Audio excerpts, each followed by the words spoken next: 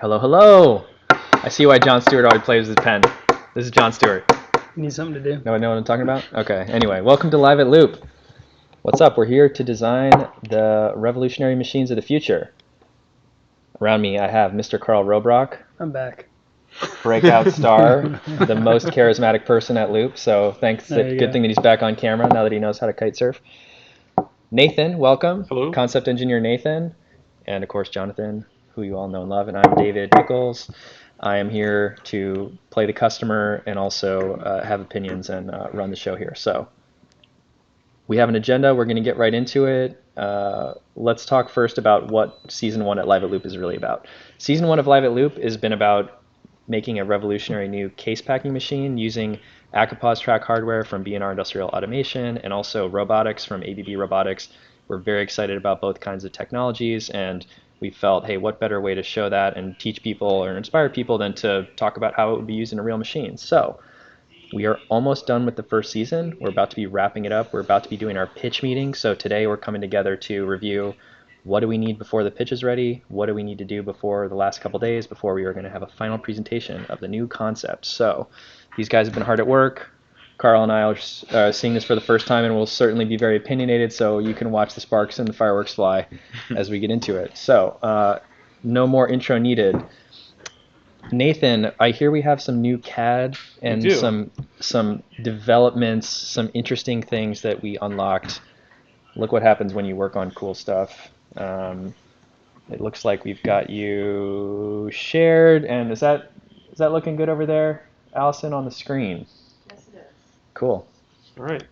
So this is the original layout that we were working on. One of the changes we made is we added this flighted conveyor to bring the product in. And when I brought that into the model with this divert loop, this space right here was an interference point. And what that meant is the drop point for the product was way up here on the track. So as the shuttles come around, they immediately get filled, and that wasn't enough buffer time for the timing to work right. So we needed to move the conveyor down. To do that, we redid the layout, so it's more of a rectangular pattern, and that allowed me to bring the conveyor further downstream. There's a lot more buffer available. And now the divert can be at either end, which is really interesting. Very cool. One of the other things that it looks like is possible is now maybe we can put the robots inside the track and reduce the footprint. Even more, yeah. That'd be cool. What's the, just out of curiosity, what's the center-to-center pitch on those flights? They are, well, let me find out. They're equal to the greatest product diameter. Yes. Equal? Or just Okay. just infinitesimally more Yeah. than the product width. Yeah. And the narrowest product just, oh, sorry, Nathan. They're 117 millimeters. So 117. Okay. they're a little bit larger pitch than the widest product that we would want to handle. And so we're talking about 300 per minute, so that's 400, or that's 5 per second is of the smallest product-ish. So, They could all run about that rate, yeah. So 5 per second, 117 times 5 is, 600, about 600 millimeters per second. So, and each segment's about 660 millimeters. So it's about the length, it's going the length of one of those track segments, the straight segments per second is about the speed. That seems pretty slow. And we'll see Yeah. that in the timing study too. And so we have about a second and a quarter maybe to like drop the product go down the in. slide. So, Yeah. This would Okay. be, I'm just trying to get my head around it. Yeah. It's hard to look at a model and I think we played around with the infeed mechanisms and kind of talked about this like directly shooting into the shuttle. And I think one of the things that I was insistent on or felt like was really powerful was like having that full second to do this leisurely transition across at the same time. But that's happening five times per second.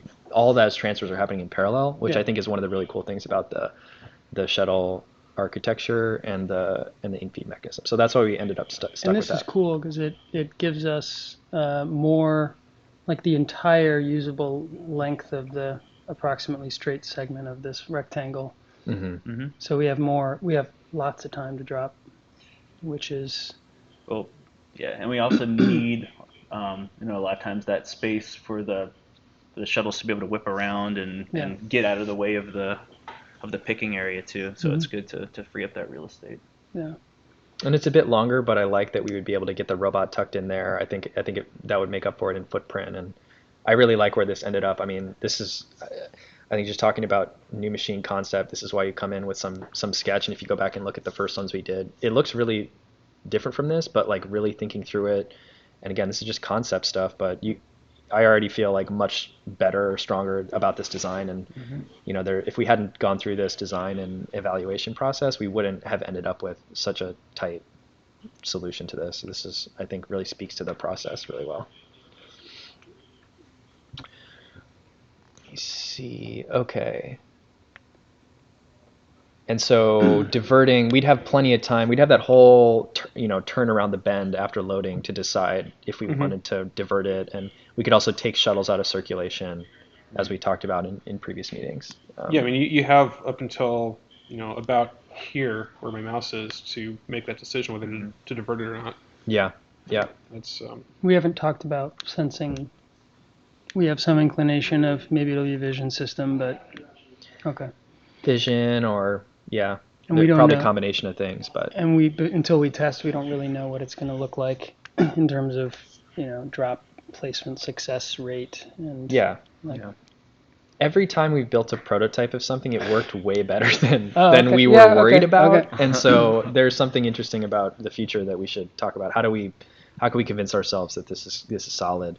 Yeah. That could change the need for a divert loop at all, which would be really interesting. But at a minimum, what's cool is that there's no divert as part of the regular part of the process, meaning the divert is the exceptional case.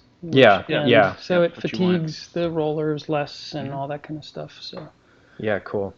That's really cool. And so we do on-the-fly service for adding and subtracting shuttles. Yeah, and the other cool thing that we talked about was if you have a mispick, or if you have an empty shuttle, and that's going into the caravan where it's going to get picked, you're going to be missing a product, right? So if you're missing a product, you can pull that one out of circulation and tuck in another one right behind it, so that you can take you're not putting a hole into the pick pattern, right? So that empty shuttle would divert, and then it would tuck in between two complete sets to get itself back into circulation without, and so it basically, even if there was like a missed shuttle, it wouldn't interfere with any of the placements because it would just delay itself until it was like in between. It would be putting a hole in the line. Yeah, which is really cool. Plus we have capability in the end effector to do all sorts of compensations if we need to. So yeah, keep it simple if we can, but yeah. Yep. Yeah, I think that's really cool. Like, and if we wanted to add more functionality later, it's like you could stack these divert loops. So like you could have this being like the normal like divert path for handling empty shuttles and things, and then you could have to stack another one against it for like this. These are shuttles that need to just leave the system to get like manual intervention. When we originally got hesitant about this, the slide approach, because we thought, man, some of these materials have different coefficients of friction, different densities, they slide more aggressively than others. We were worried about the impact at the bottom of travel. Has there been any further conversation about mitigation for that? Like I think we talked about like a thin layer of foam or something. Damper of some sort. Yeah. I didn't feel like we were hung up on that because when we had that conversation, we talked about there's a possibility to put dampers down there. There's a possibility to change the angle of incidence lower or steeper. Lower if you have more time and enough, you're not worried about the friction, then it'd be gentler. Yeah. If you need it steeper because whatever reasons, you can kind of balance the tilt versus how much like absorption and how much impact you need to deal with. There are some super high durability foams that you could line that adhesive foams that you could just glue on there. And all the talk about like people worried about friction, I have to say like Delrin and plastic bottles is not that much friction. Like especially because there's only two contact points. Like and even if it was a cylinder, then you have a line as a contact point. If there's just 2 points, like there's it's just going to be like straight down the slide. Yeah. I think that's another thing that would be really cool to see in a prototype, so that you can, for exactly what I said before, like I think when we see it run. Delrin tubes for the forks? Well, like if you look at those little house-shaped triangles, like Yeah. those, or you could imagine a V of Delrin, Oh, or like okay, those. Sorry, yeah, got it. yeah, Yeah. or Delrin on the rods or whatever. Like it doesn't. Yeah. It's not that important, or the material choice there is fine, and I don't think a little rod. What we see on the rod on the prototype of just like steel rods, like they don't have that much friction. Yeah. So it'll be cool to cradle it and kind of balance, and again, that's why we originally built that fixture right there with some different adjustments. Was how much friction do we need to reliably do it, balanced versus as long as possible. Like a second of going down the slide could be pretty slow. Yeah. So cool. We have a few variables to work with on that, I think, when we make it for real. And Nathan, you think shooting off that we didn't show on the infeed, but dropping them into those and phasing that we think will be, our intuition is that it would be reliable. Yeah, I think that if you have I didn't draw it in here, but if you have a normal like plastic top belted conveyor that leads into this flighted conveyor, if you timed them correctly so that you have align the correct phase, number you of phase them. you phase them so the correct number of cans per time. Enter this conveyor as what's coming out of your line. They should, I think, settle into these in between the flights. You would basically need to have a guide that would tip them off of a flat conveyor onto the flighted conveyor. Yeah, that seems reasonable. That seems solvable, or at least figure outable. What's been the latest thinking on line pressure and tail end of product, beginning of product? When we had the pinch roller concept, it was easy to envision a single product. I think this is too.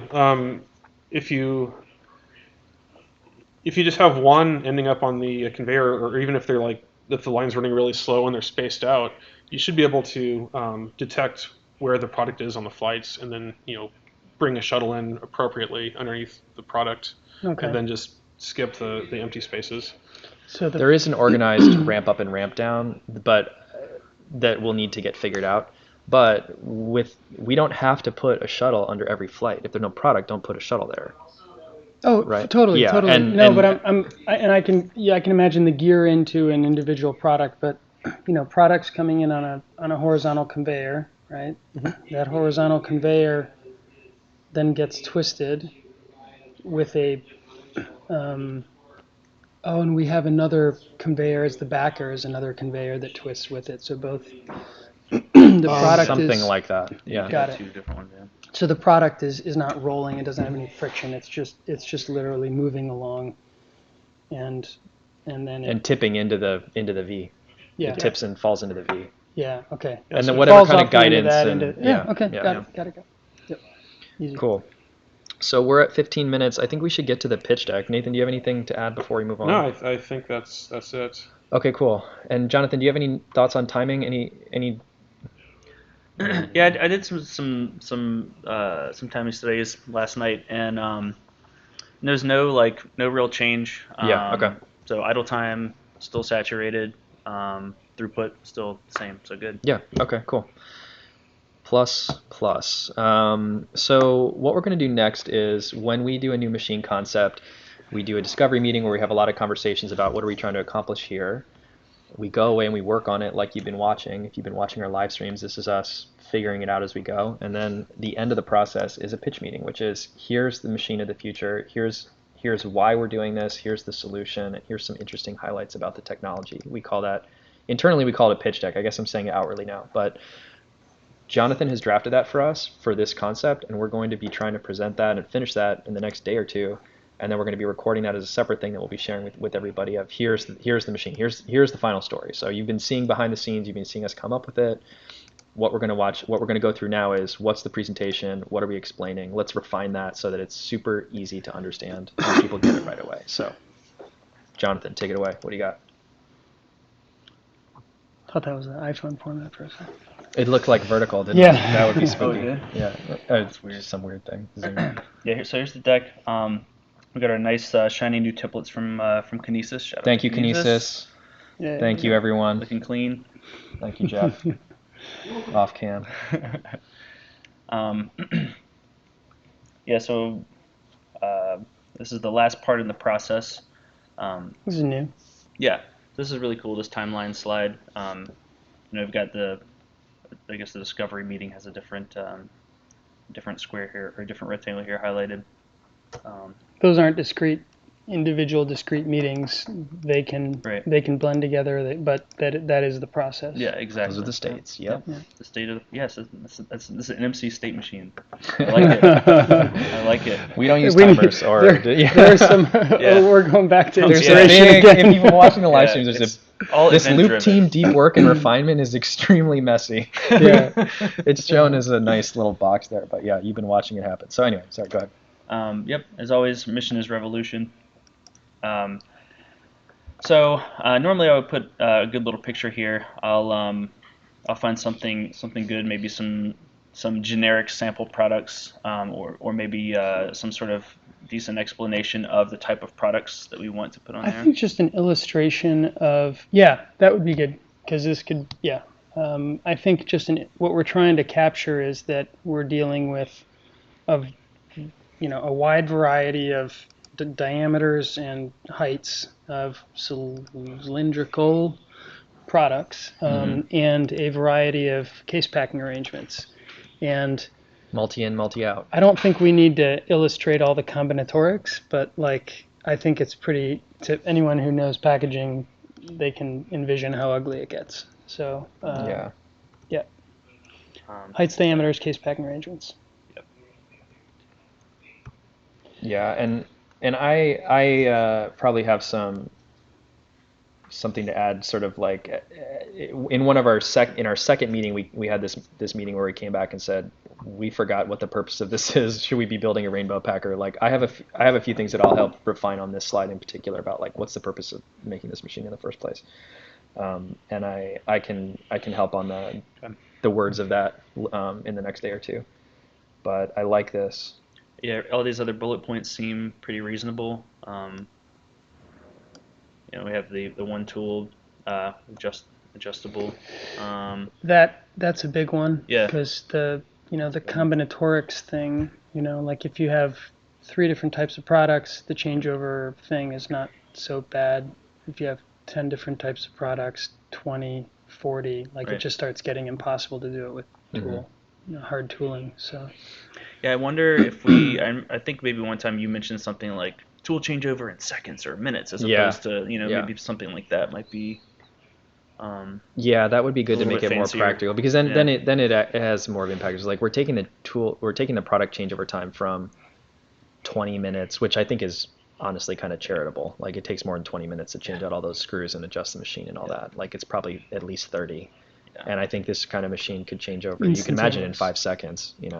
Why even 5? Well, because then people will think, one shuttle has a red thing and the next shuttle has a green thing, and it's not quite instantaneous. So I don't want to set that expectation. But 2 seconds. I mean, I think we said 2-second changeover in the. Yeah.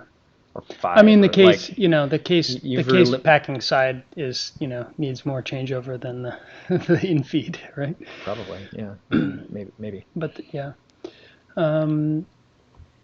it's still like an order of magnitude or more different, right? Like 2 orders of magnitude better is good. The so a variety of changeover. Yeah, and what I would add on the throughput rate is like we've been targeting several hundred 300 products per minute, like 5 per second, and that's something that I think is very cool about it.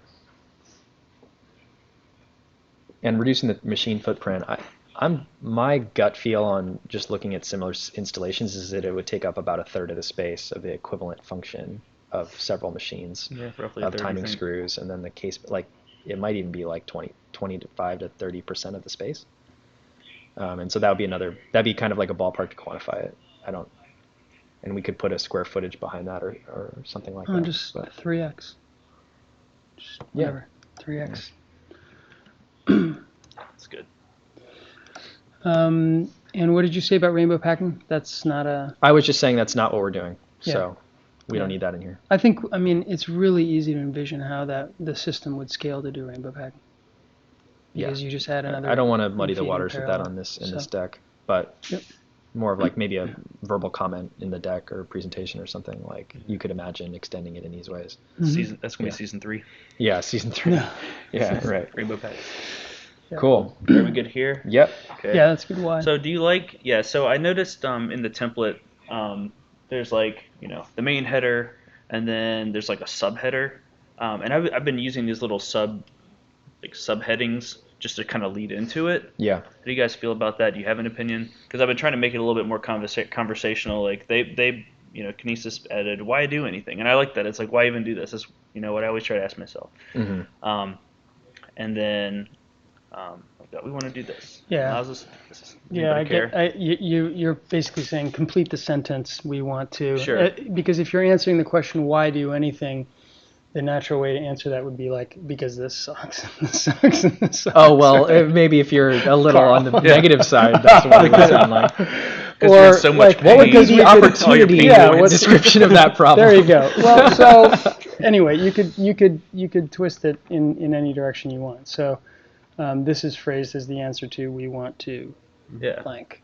Because we'll make it revolutionary, right? There's a lot of discussion around this why do anything. I think it's a really powerful thing because it doesn't presuppose that you should do something new. It's like if there is something awesome and amazing and a great opportunity, yeah, hell yeah, let's do it. If not, like let's not. Like we don't assume that like Right.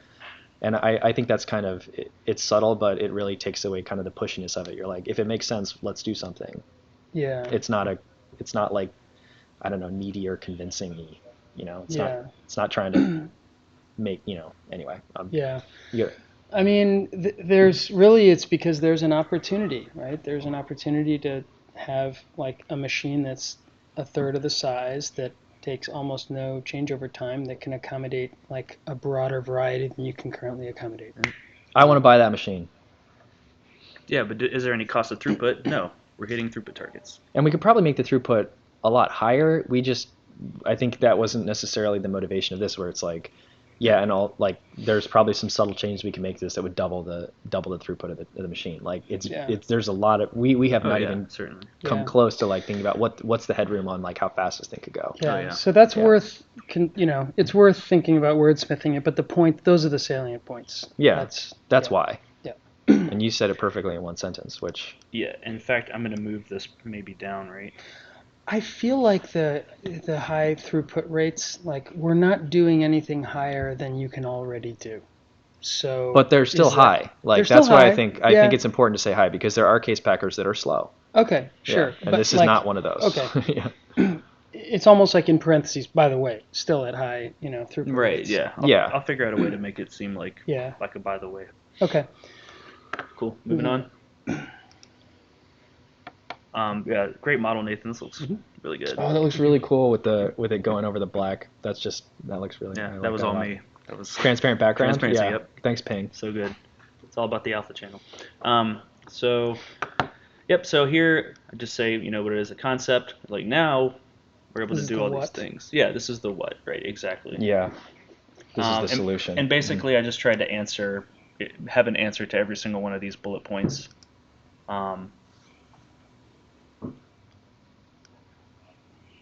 So we can change product types. This is awesome. Yeah. Dynamic staging. Yeah, that sounds good. Dynamic staging. Dynamic staging. Yeah. Hold on. We need to trademark that before this goes out. Trademark pending. Use the same tooling like we talked about. Makes it really, really flexible. Still meet the throughput targets. We talked about maybe getting away from this. Maybe not, because that's not part of the ask necessarily, but it's kind of like a side effect. Like, by the way, we can do this as a bonus. We can divert, and I don't know. I think the benefit that we would say is like live, servicing the machine while it's running, right? Because yeah, mispick is like a nice thing, and by the way, it's like, hey, we screwed up, but we didn't cause a problem. Yeah, exactly. Like that's more like about us than their benefit. I think would be you can service shuttles and take them in and out of circulation during production. Right. Yeah. Right. And so it won't cause downtime. If we're talking about like why there's a divert, then there might be a sentence or two about like, bringing, servicing shuttles without stopping the machine. Yeah, and I think I might have that on another slide. Yeah. Okay. Cool. But I don't. I'm fine with getting rid of that. I feel like there's a lot you could do with the divert, and it's just a matter of deciding like what you can do with it. Like one thing I'm thinking of like during changeover, if you don't have enough product on shuttles to fill up a case to get rid of them, that way you could send them out on the divert and let an operator pick them off. Yeah. Yeah. There's plenty of modes. Yeah. Yeah, and we talked about too, like I'll just mention just as a side note, it's the other idea that we talked about was one of the ways to bring the machine to an orderly stop without breaking the robot pick is to just use the divert to just spill product into it, right? Like it's like an overflow. So like if the line can't stop but the robot needs to stop or something, you can just like that's interesting. You can spill into the divert and fill that entire divert loop up with proper picks, which you then then you kind of like burn that buffer. It's just a buffer. It's a capacitor. So that's another kind of interesting idea. But anyway, I kind of feel like it's worth calling out. We talk about using the same tooling, which is correct, but there are three really main elements, right? There's the infeed conveyance, the flighted infeed conveyance, the shuttle end effector, the shuttle tooling, and the robot end effector. Those are the three main elements of the tooling that are completely common for everything, and I think it would be worth calling them out.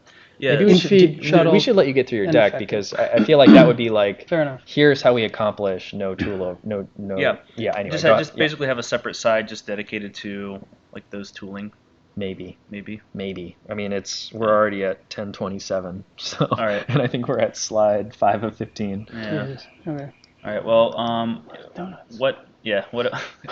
We don't even have a donut break. Oh my god! Look, we need to slow this down. You know what? We're gonna go. I'm blowing the agenda. We need to take a donut break. Things are getting out of hand. First things first. First things first. Okay, so let's just come over here and do this. Yeah, I might.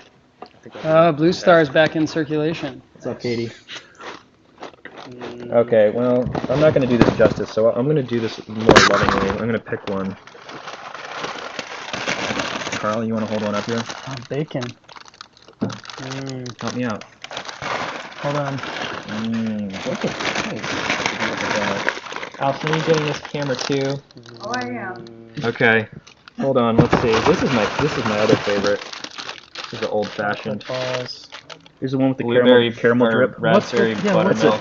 It's a vial full of some sort of Creme brulee. It's full of, no I think, way. Grand Marnier. So Oh my god. you're ready to really take this to the productive next meeting. level. Yeah. Okay. Go ahead. All right. I'm doing this Getting all one. the crinkles, too. All the crinkles. Good audio of that. I might get half of this fritter. Thank you. Anybody will do the other half. Do I have a napkin? We're gonna do the donut ASMR special here. Oh yeah. And Carl's moans of ecstasy. Wonderful. I don't usually do creme brulee if it's not like on the spot, This kind of thing normally doesn't happen to me. Okay. Everybody get what they need? Oh man, this is just too hard to decide. Okay. No, you know what? I'm going with the rock. Oh yeah. Turns out these are You get to squeeze this into your donut. Yeah, do a demo. Hold it up to the camera. Check this out. Oh wait, hold on. So do you like squeeze it in there? You can just go nuts with it, man. Oh, that's Drink revolution. the rest. All right, that was. I think we might get canceled from YouTube for that last segment. Okay, That was good. Yeah. Jonathan, when you're ready. Demonetized. Yeah, we've been demonetized. Not for children. Okay. So we're good. We're good with this for now. Show ID to buy that donut. Seriously. Oh no. How do they skirt the regs on that one? Got it. But this looks, That's a real thing. Yep. this is good. Just add another slide dedicated to the tooling. Maybe. This is a good summary. Okay. So I did do slide with the track layout. Awesome. And so I presented it kind of like I said earlier, that maybe with a divert, and then more of a streamlined option, because you could still recover from a lot of things without having this divert. This does make it really nice for these things that I've labeled over here, or plus other things. Okay. Nathan, do these dimensions look right to you? Yeah. I just realized that that might not be right. Are those right? Yeah, I think that's so. right. You didn't mention. It should be 4 times 660 for the width. Yeah. And 2 You times didn't 660 mention for the height. ability to use it as a buffer. Well, I just saw that. Buffer space to I think in absorb. the structure of the deck. Hold on, let me finish this bite. The structure of the deck, this seems like a second level detail, or like almost something that would go in the appendix, Okay.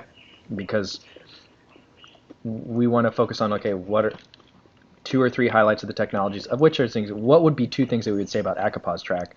Like already going to divert is like maybe too much level of detail in terms of. So anyway, Okay. and we haven't shown the control concept for it either, which we might want to move up. But anyway, I'll let you get through before we Okay. start hacking away. Yeah, I wasn't totally sure what the kind of like what the background was, because you came kind of out of the box as a customer showing us a Akapaz track concept, right? Yeah. So it was kind of like I didn't know if I would be like preaching to the choir if I said, "Oh, here's all this cool stuff Akapaz track," and you're like, "I know, I researched it, I came up with this design." That's kind of where. But That's a good point. One of the things that I noticed from doing these kind of presentations with customers is a lot of times there'll be people in the room that have never heard of you or never met you before, and so it's almost like there's this like there can be a benefit to being like, let's break this all the way down to here's there's some excited person who shows up like that, and they're into it, they've thought it through, but then it's their boss or somebody that they work with or somebody on the different team that comes in and they're like, sorry, who are you and what's going on? And yeah, makes sense. So that level it can be really helpful in a pitch meeting when usually people are thinking about whether they're going to invest lots of money to attempt this and what the opportunity is, or it's the CEO has never heard of it before or something like that. Yeah, that makes sense. Okay, cool. Yeah, I can definitely. I've got another one here for this other smaller option with the throughput. Yeah, that's cool. I can just move. I This do to the I do like appendix. that a lot. I think it's just in the wrong. Yeah. It's just too early in the Yeah, presentation. exactly. Okay, we can move that back, and then I can move this infeed up maybe then. I wonder if we should maybe do that instead. Or just add the robot tooling to that, because that would be the third component of how the tooling is flexible. Oh, okay. Yeah, good idea. Yeah, that would be even better.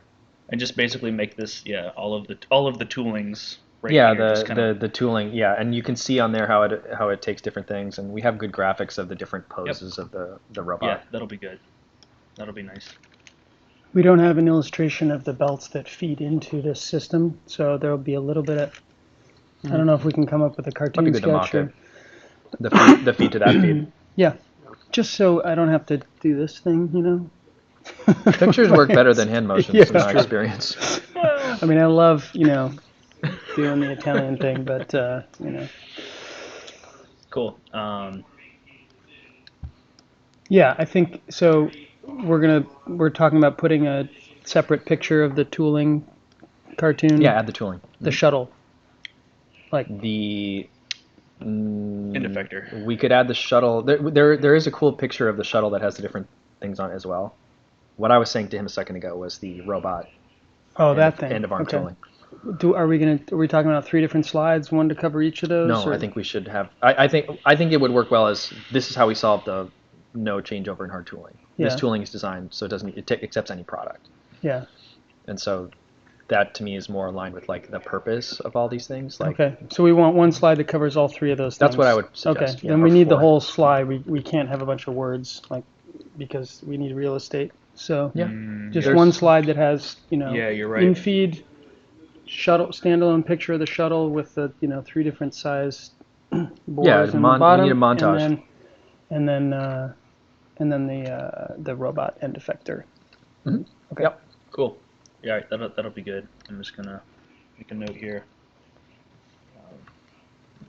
How are we doing on We got about time? 10 more minutes 10. to Alright, get to 45. That'd be all right. That would be fine.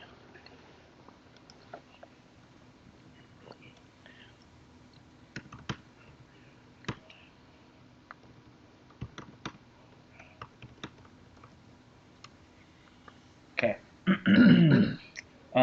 So you mentioned the controls architecture. Ooh. Yeah, nice work, Nathan. Yeah, It looks good. you rearranged it with the new loop. That looks really nice. Yeah, I made it wide to fill up Did you? the width here. Let's see. Hopefully things are still correct. It looks. I like how you okay. added the 4600 as well.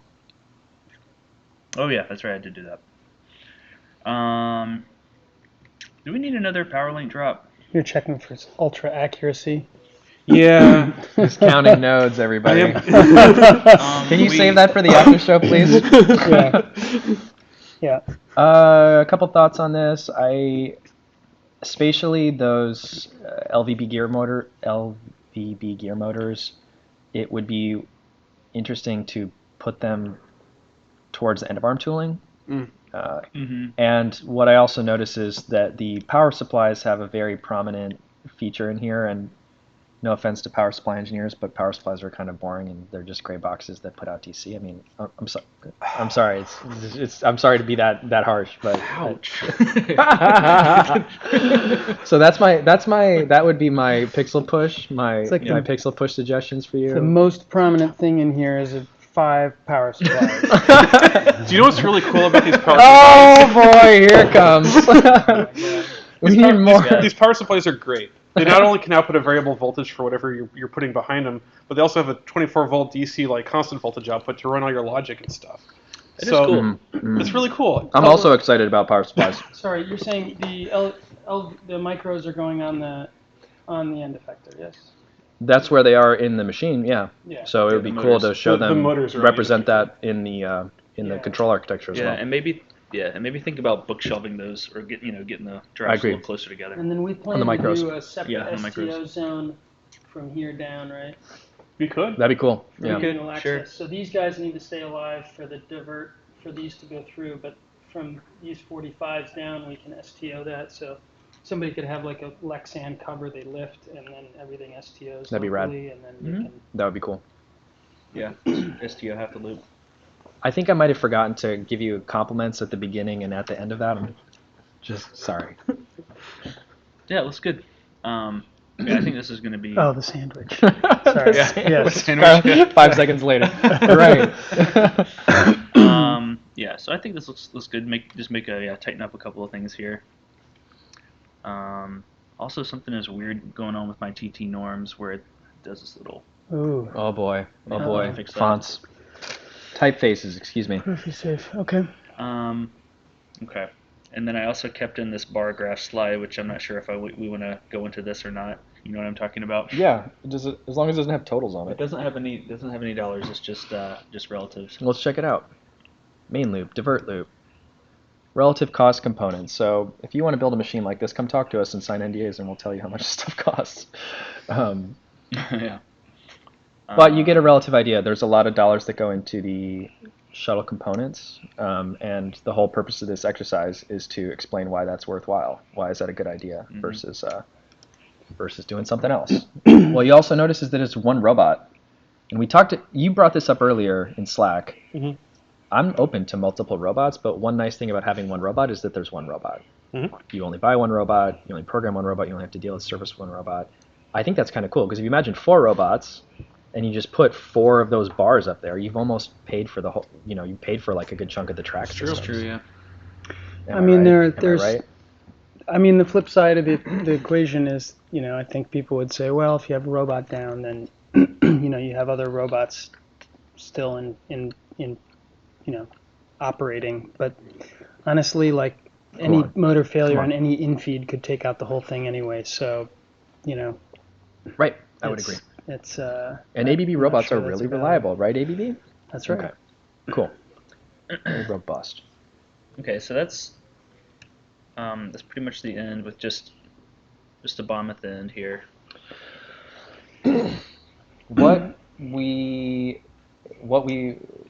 are missing from the end of the presentation is the kind of like hero image of this is the amazing machine of the future. So when we have a final, let's do a nice render of it in a cool pose or maybe something like that and be like, and that's what bam. the slide's for, right? Yeah, exactly. Okay, exactly. so I'll move that down.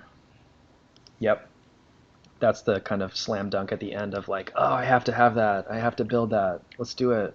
I'll get the CAD a little bit more finalized looking, and then like do an actual render of it. Yeah, so that'd be it's- nice. Yeah, it's that would got be some- pretty. Yeah, let's do that. That'd be nice and clean. Yeah, that'd be cool. Okay. Have we talked about whether the sorry, I'm going to go back at this, but Go ahead. the case conveyance, is that indexing or is that in motion, or we're just I just felt like case conveyance was really a boring topic, and so we never Okay. really did more than this. But double-sided servo index something, like doesn't really matter? get them to the right place and roughly know where they are. It seems like Yeah. one of the more solved problems. Yeah. We're not trying to reinvent case erectors or Yeah. case conveyance here. And so we're going to talk about next steps. Like, where does this? I think with about 5 minutes, I think we had talked about what are we going to do for season 2. Like we just don't have time for that. So I think we just do that offline. I think we should talk about is like what's left to do. You made your edits. Like we're trying to bring this thing in, finish in the next 24 to 48 hours. So do you have other open things you think are unresolved or that you want to? Go ahead. I mean, You I have the floor. think what we need to establish is, okay, where do we go from here? Or like, what's the objective? Where are we trying to go from here, right? And You mean post this finished concept? yeah, Oh, like, okay, No, what is yeah. approval of this? This is great. Let's move forward. Like, what do we do next, right? I mean, we haven't really I fully get. fleshed out the end effector tooling. We have some cartoons, but we need to get to the point of like, okay, let's if we're going to prototype, what are we prototyping? What's the first stage prototype? What's the 6-week sprint, right? Yeah, and that's what I was saying. We don't have time to talk about, but Okay. I think we can talk about it for a few minutes. I mean, we have kicked around ideas. Yeah, I mean, I think we've potentially baked this enough to get to work on mechanical design of the structure and work on probably get the Akbos track hardware on order. That's a couple months out anyway. And we've got a 4600 right there. Yeah, hello. This one. So I think building So building the track, Bi- building the cabinet. let me get one step ahead of you because conveyance, infeed. the other thing that it's possible that that's what we do immediately. The other thing that we can do and that we've talked about is building a detailed digital twin that runs the machine itself, that has, and those can be done in parallel, right? Like you can detail the mechanical design and prototype of the physical thing at the same time you're working on the software. And so I think one of the questions is like, do we do those in sequence? Do we do them at the same time? Sometimes when you build the detailed digital twin of the cartoon, you're like, oh, I wish I hadn't cut metal and ordered a bunch of expensive hardware because I just discovered something about this by building a model of it, a virtual model. So that's, to me, the biggest question, and also the timelines. I mean, a 6-week sprint is like hardly any time at all. Like 6 weeks from now is only April. Right. Right. So, I mean, we could be like, let's target for the build in like early summer and do the digital twin first, or kind of maybe over, I don't know. Like that. The thing that I you want guys have thoughts? to Like, what do the you thing that I really want to get out of the way is, that I think is the thing that we really need to prove out the most is the loading mechanism, and I would like to prototype that. Okay. And by whatever means, I mean, you could even fake it and not use an Akbos track. Build I something was just else. going to say You know that. what Yeah, I mean? like you could build like a linear thing and be like, they come in and it tips them and it goes onto the things. Like you could basically just go through the motions of that in kind of a simplified way. Yeah. And you could do it with rack and pinion. Like you could do it with. You could build a conveyor that moves these shuttles on a linear, like on a linear guide. You could just build like a long transfer mechanism, like a rocket sled. Yeah, we could have these things mounted to little recirculating, train tracks. No. Anyway, I think there's physical. I think physical prototyping of infeed is a good. That would be an interesting sprint by itself. Yep. Because somebody could really work hard on that for a good month or two and come up with some answers. I mean, what are you guys thinking? Like, have you guys thought about what's next or what we should? Yeah, I like the idea of the digital twin, but I don't know. I'm also liking Carl's idea. Mhm. Might be cool to put efforts into that first. Maybe we do both. I mean, we could do We both could, at the same time. Digital twin is just building out the software, so it's all valuable work. It's just software. No, it's building out the actual software, Okay. right? Like Right. it's the robot code, It's- it's the machine code, And it's making them all right? work together. What we would have is a unified simulation, a unified view of it that would have all of the pieces Oh, 'cause together. right now we do we- not yeah. have that right now. Yeah, because we've done some fake work in robots. We have two, and we're playing with them. We're looking at Excel. Like Yeah. it would be good to have one Yeah, and that's valuable unified for model. applications other than this too. So. Yeah, totally. Exactly. Yep. Okay. We'll probably have to decide that offline. Okay. Is it? Recommendation from the chat. Go ahead. Joe recommends that use simulations in the presentation. Simulation in the presentation. That's a good idea. Thank you, Yeah. Yeah, Joe. we can do that. We've looked at we've looked at this stuff so long, and then we forget that we're probably presenting to people that have not been privy to like the whole lead up into this. I'm going to embed the whole Presentation. UI in PowerPoint. No, no, we can do that. Yeah. So the early stage, Screen swipe, some of the early click, click, stage cartoons that we started with should probably be embedded into the slide deck as well as like the timing simulation, the latest Video timing assets. simulation. Yeah. We have video and animation assets, screen viewer recordings and stuff Okay, like that cool. that we could add to that. But Thank you, Joe. thank you, Joe. Yep. Good idea. Okay, so we did talk a little bit about next steps. It's 10:45. We should probably get out pretty quickly. Is there anything left that you need to work on, or I'm going to contribute the Y slide. You're going to help with the CAD. You're going to finish the pitch deck. You're going to review the deck, and then you will present it, or I will present it. And we need a slide on, candidate next steps, like what we're suggesting, parallel 6-week sprints or whatever, right? Yeah, So- maybe, yeah. Because I mean, one of the things is like those are conditional on the concept being accepted. Yeah, And so I it's think- like it's a debate sometimes whether we do that or not. I think we've done enough work. I think this gets cleaned up, and we go into the pitch meeting, and we have a conversation about it there, and the decision makers. And they make the say, decision. they're like, yes, what do we do next? And you're like, actually, here's the plan. No, that's a good point. Right. That's a great point. Okay. Next steps definition.